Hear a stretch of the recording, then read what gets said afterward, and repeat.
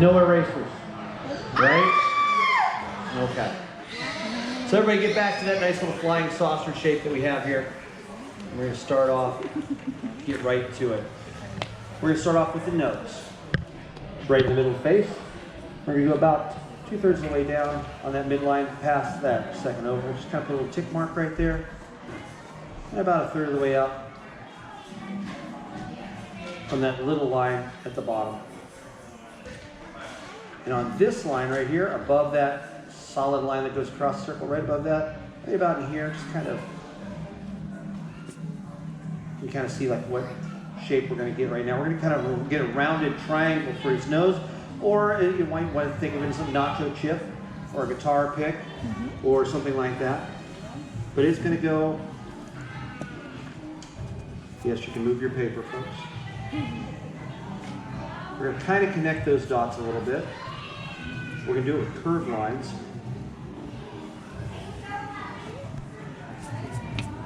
You can see that that triangle is coming out. Nice and round, nice and round.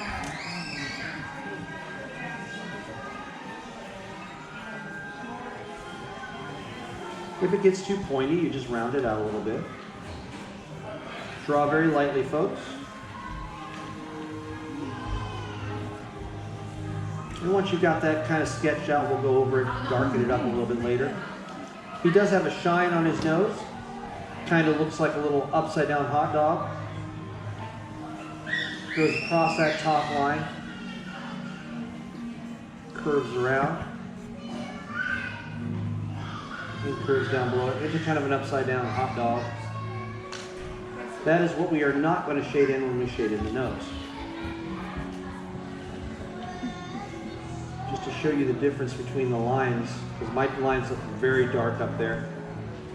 That's what it starts to look like when you start to darken in the lines. And you don't have to really press hard on your pencil. It's just how many times you go over it.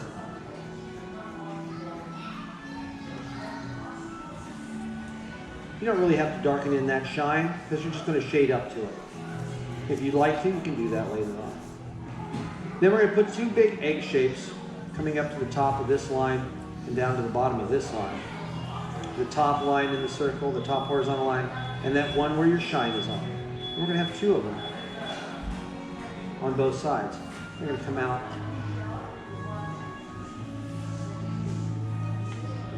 to about here. Nice and roundish. Not exactly an A, but not a circle or an oval. Sketch them in. If it helps you, draw through your nose. Very lightly. Don't make me get the sign out again. Once you find that shape that you like, you can darken it in. And you can darken just a little bit more up top. Make it a little thicker at the top for his eyelashes.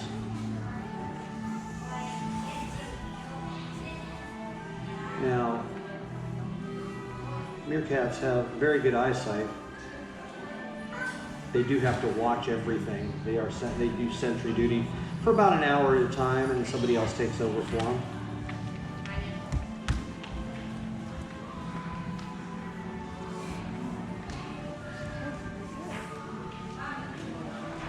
And as I said, you can get a little thicker at the top. Give them that human attribute of eyelashes.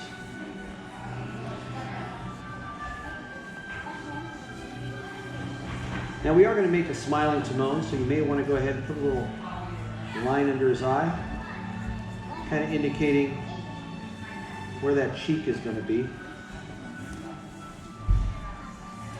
It'll become apparent when we start doing the smile. Once you have those big old egg shapes in there, you can put in his actual eyeballs. It's going to be right here in the corner of the eye.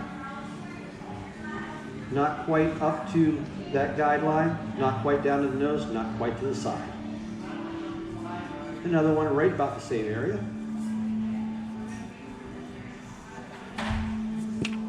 You go ahead and make it bigger or smaller.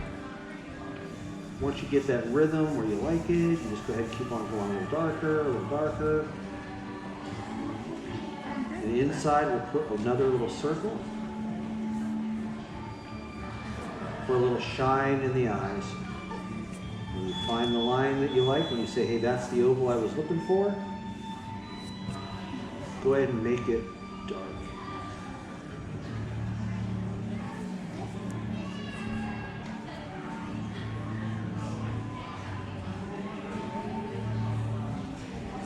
While you guys are catching up, I'm going to go ahead and start shading a little bit. You can shade in those eyeballs.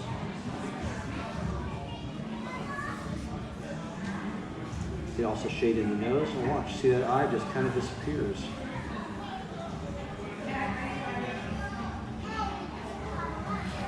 When you shade, try and shade in the same direction if you are shading along with me. If you're not, don't worry, we still got more to draw. I'm going to go ahead and highlight that shine a little bit more, since I didn't really make it all that dark. Because we're going to use that shine in a little bit.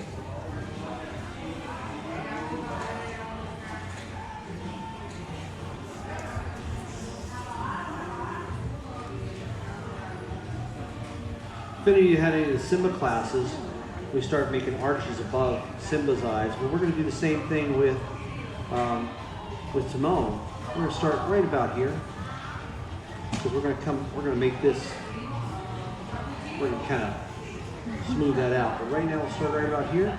Just make an arch. Up. And down into the eye. Don't worry if it gets sloppy up there, we're going to be putting eyebrows in. Or you can go from the eye, come up, just about up to that guideline right there. You need a reference. Come back down.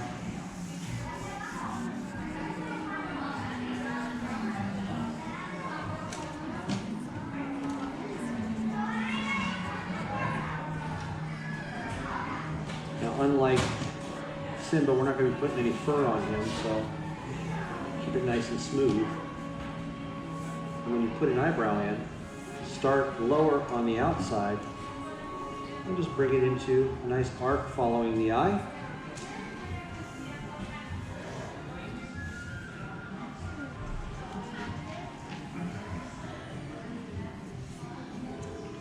And like I said, we're going to color those in anyway.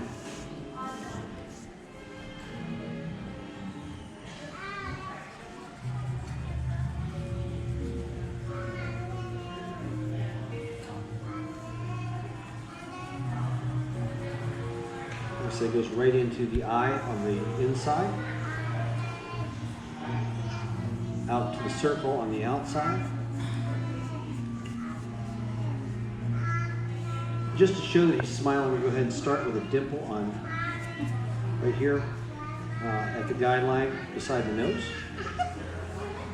Put a couple of dimples in.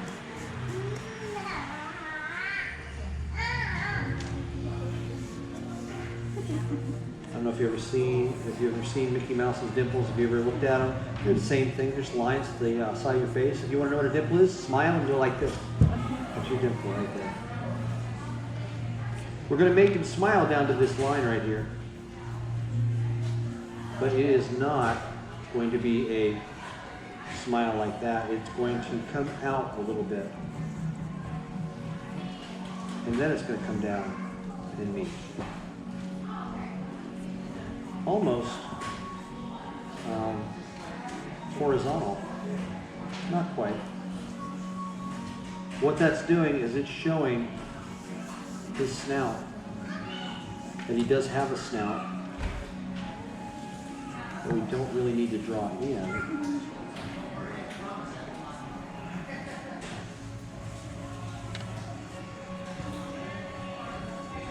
Does anybody know what a group of meerkats are? What they call them? What do they call them? If you don't have a microphone, go ahead and say loud. Translation? It's a mob. or a gang or a clan. That's okay. I like the colony better. We're going to go ahead and put his jaws in now. We have to figure out where his neck's going to be because it's one long line right down to it. So you want to go down below his eye, or actually at the end of his nose. And you can either draw a line down or an imaginary line. You're going to come all the way down to here. It's going to line right up with the end of his nose on both sides. So there'll be another one on this side as well. And yes, he has a very thin neck. Do I need to pull it up a little bit? Yes, I do. So I go out. That's the first thing to do. Hold on. Let's focus. Boom. So it's going to be about the same distance away from that middle line. So as I said before, we're going to continue this line. And it does not have to follow that oval precisely. But it's going to come down and it's going to meet that line.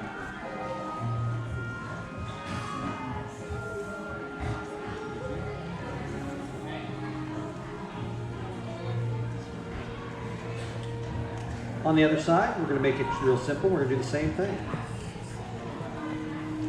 Like I say, if it does follow your oval, that's fine. It can do that.